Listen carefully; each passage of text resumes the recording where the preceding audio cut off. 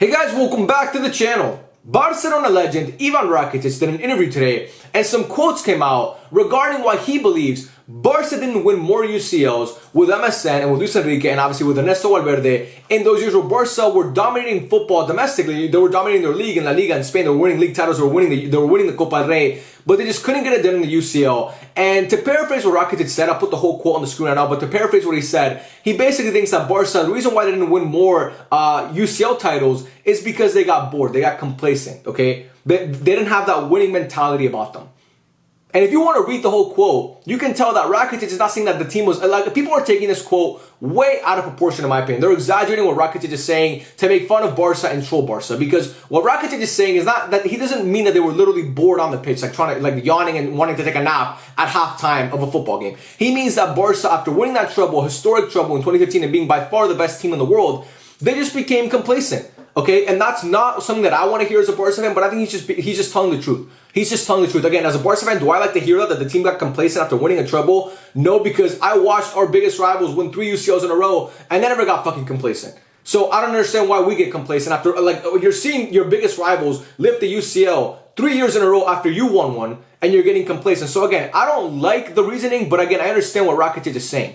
And this, to me, this topic, especially, first of all, I want to say this.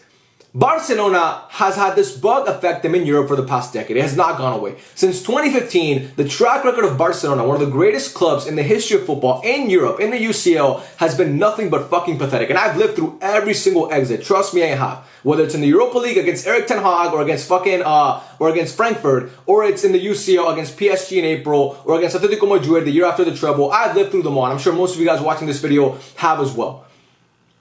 With Luis Enrique, that team underachieved, okay? In this video, I'm mostly going to focus on Roma and Liverpool because that's he talks about that in the interview. But I want to talk about, first of all, with Luis Enrique. 2014-2015, you win the treble, one of the most historic seasons of all time, and you have the greatest attacking trio of all time.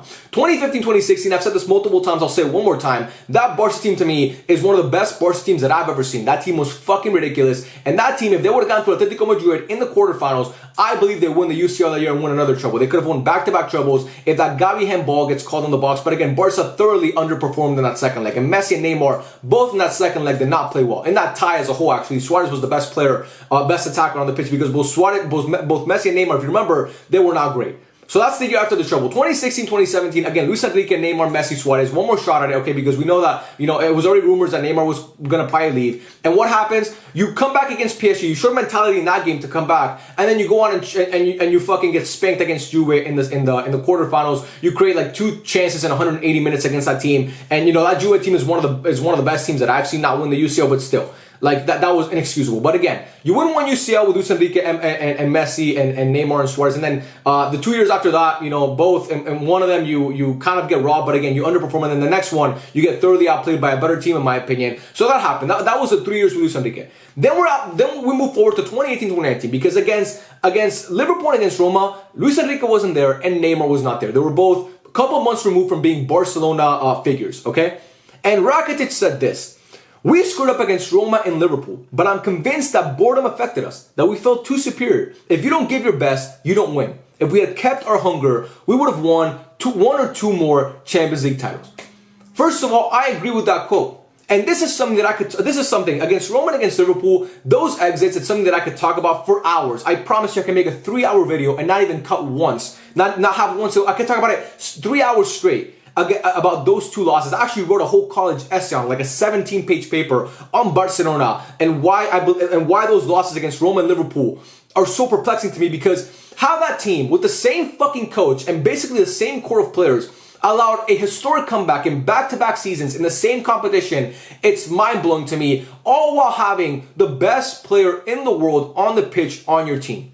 How the fuck does that happen? I'll truly never comprehend it. And this quote that Rakitic is giving, again, I understand where he's coming from. I'm not gonna flame Rakitic for saying this, because I believe he's telling the truth. But I fucking hate reading this as a Barca fan. It pisses me off, because those teams should have won more trophies. That 2019 team should have 100% won the UCL that year. There's no excuse. And that 2018 team, you have no fucking reason to lose to Roma. There was 0 reason to lose to Roma that year. And if you remember that first leg against Roma, we weren't even that great. It honestly was not like some masterclass, okay? We won 4-1, but if you remember that game, it wasn't like the prettiest game ever that Barca played. I mean, most games under Valverde were not pretty to watch, but again, that game specifically wasn't the most beautiful. There was an own goal in there. There was like it was just a weird game. But again, you're up 4-1. And then the second leg, where was that hunger? You got complacent. That's what Rakitic is saying. They got bored. And the coach didn't make substitutions. And Barca it was one of the most embarrassing moments that I've ever lived through as a Barca fan. But again, you would think the team learned from that, right? You would think that after seeing that hunger, that boredom would go away because you just allowed one of the most historic comebacks in UCL history against a team that you had no business losing against. No business losing to Roma. I don't care if it was in their stadium or in the fucking moon. You had no business losing to Roma. And then the next year, Messi comes out and says, I promise you we will bring the Champions League back to the Camp Nou. And he's holding up his end of the bargain. Messi's playing like Messi. One of the, in my opinion, individually, the best season of his career. What he did that season, putting that team on his back, his playmaking, his scoring, everything about him was elite. First leg against Liverpool, a Liverpool team that was fucking amazing, okay? What do? You scored 3 goals. Messi scores a brace, a beautiful free kick. Suarez scores against his old team. You're playing Liverpool around the park. Yes, they missed a couple chances. Salah missed a post. Mane missed a clear chance. I mean, Liverpool had chances, but still, you played a good game of football, in my opinion. You're up 3-0 going into Anfield. Again, what happened last year? You had the same situation last year. 3-0, you got a 3-goal lead at home. All you have to do is not concede. This time 4. Against Roma, you had to not concede 3, and you conceded 3 because it was your away goal rule. Because they scored an away goal. This time, you just even if you concede 3 goals, you still have to go to over. You have to go to extra time. So just don't concede 4 goals. And by the way, Liverpool, they're gonna be without Bobby Firmino and Mohamed Salah, 2 of their best attackers. Just don't concede 4 goals. And what happens? You concede 4 goals. Jordi Alba's crying in the locker room at halftime. That's mentality. And that bug has affected Barca, like I said, in Europe to this day. That has not gone away. We got complacent against PSG. You're up 3-2 in the first leg. We're scoring a goal for early on in Montjuic, and everything's going great. Lamine Yamal is assisting Rafinha. It's all amazing. And then what happens? A lapse in judgment, and Ronald Araujo gets sent off after tackling Bradley Barcola. Against Erik ten Hag and Man United in the Europa League. What happens in that game, in the second leg? You get thoroughly outplayed by fucking Fred, bro. By Fred. And all of our star players refuse to show up. Which is a trend for Barca in these big UCL games. Our stars never seem to show up except for Messi. And even Messi, you could argue, didn't really show up against Roma and against Liverpool. That would say that Messi did more than enough in both of those years to get Barca to that point. But still, if you want to talk about those specific games, Messi didn't really show up. I talked about Messi in 2015, 2016. You guys know I'm the biggest Messi fan you'll find on the planet. I love the guy. But he didn't show up in 2015 and 2016 against Atletico Madrid. 2022 against Frankfurt. First of all, the whole fans in the stadium at Camp Nou was perplexing to me. And then also, the team just completely collapsed. Frankfurt just came out ready to play. They just came out more ready to play. That's just the fact of the matter. That's just the fact of the matter. So again, for me, I understand what Rakitic is saying, but I fucking hate this excuse because you have no reason to be bored. You have no reason to be bored. You have no reason to feel superior to any team because you hadn't won a UCL in 4 years. That triple was 4 years ago. Or if you want to talk about the Roma one, it was 3 years back. Luis Enrique and Neymar were gone. You had watched your biggest rivals win 3 straight and win 4 out of the last 5.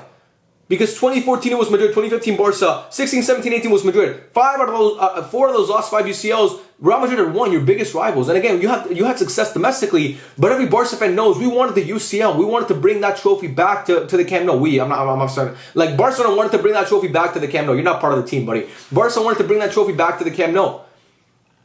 So again, for me, when I see these quotes by Rakitic, it really makes me upset because you have no reason to have this mentality. And we knew the mentality was fucked because Jordi Alba was crying in the locker room at halftime. He was literally fucking sobbing in the locker room at halftime, and Barca were up still 3-1 on aggregate.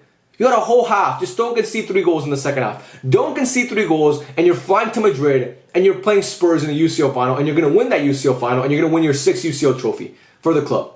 And for Jordi Alba, it'd be his second one for his personal trophy cabinet. And you couldn't get that done because you got bored. So again, I'm not shooting the messenger here. I don't understand the reasoning as to how you get complacent and how you get bored. I understand that success can sometimes make you lazy. I mean, that's obviously it's weird to say, but when you're so successful, sometimes you say, I don't need to do anymore. But in sports, it's just kind of like it's a new season every year. You know what I mean? The worst thing you can do is get complacent, especially when you're a club like Barcelona. It's the worst thing you can do. And I think this is the reason why our teams, we haven't gotten a chance to watch. There's a lot of Barca fans that may be watching this that are so young. You never had a chance to watch Barca win the UCL. You know, I'm fortunate enough to where I've seen Barca win multiple, 3, Berlin, Rome, and Wembley. I was alive for all of them, obviously, and I watched them all. This fucking mic keeps falling. I'm sorry about that. And I'm just really passionate. I'm moving my hands a lot. But again, I was fortunate enough to watch them all. But a lot of people maybe didn't get to watch those, you know. And again, Rakitic, what he said is just Roma and Liverpool were just. It's losses, like I said, the fact that you let that happen back-to-back years, and this is like a therapy session for me, this video has been, but again, I appreciate you guys listening. But again, Roma and Liverpool, to me, it's just shocking because how the fuck do you allow that same comeback in back-to-back years? A little exact replica of a comeback you allowed in back-to-back years with the same fucking coach. And also, that's why Red doesn't get off the hook with this. Because as you can say the players were bored and all that shit, you still have a fucking manager that's supposed to rile you up. Where the fuck does that coach get off letting them get bored? Come on, bro. Do your job a little bit, right? Like, we understand you can put a glass eye to sleep. You're boring as fuck. I mean, that guy, for a Presto, was the worst Barca manager I've ever seen. I mean, he was so fucking boring. But at least rile the troops a little bit, man. You see Jordi Alba crying. Tell him something to maybe cheer him up. You know, against Roma, tactically, he was super inept. Didn't make a change until the 80th minute. Against Liverpool, I mean, the way that Liverpool were carving through our defense, and we weren't creating anything, basically. I mean, it was just a mess. If Messi wasn't doing shit, nobody else was doing anything. I mean, at some point, it's got to fall at the feet of the coach, right? And what the fuck he was doing for those games and those 100, what would it be? I don't know what 180 times 2 is. I'm terrible at math, but whatever. Through those 2 games, through those 2 legs, what was our coach doing? Why did he let the players get complacent? Why did he let them get to that point? That's baffling to me.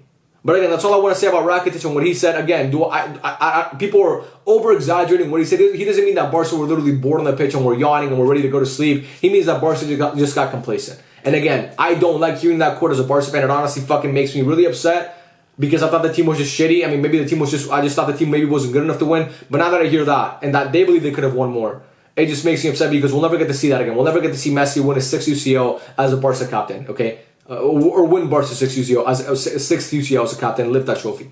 We'll never get to we'll have always that image of fucking Manolas and Trent, the header and the corner taken quickly. It's pathetic, bro. And again, it sucks, but what can you do now? I just wanted to come on here and talk about it. But whatever you guys think, let me know in the comment section down below. What are your thoughts on Rakitic's quote and what he said? I'd love to hear it. And yeah, man, I love every single one of you. Thank you guys so much for watching. And I'll catch you guys on the next one. Unless I get bored. Maybe my success has gotten to my head already. 12,000 subscribers. I'm bored, man. Who knows if I'll post a video tomorrow? You know, maybe I won't post a video from now into a year. Okay? I don't know. But anyway, I love you guys, man. Have a good one. Bye.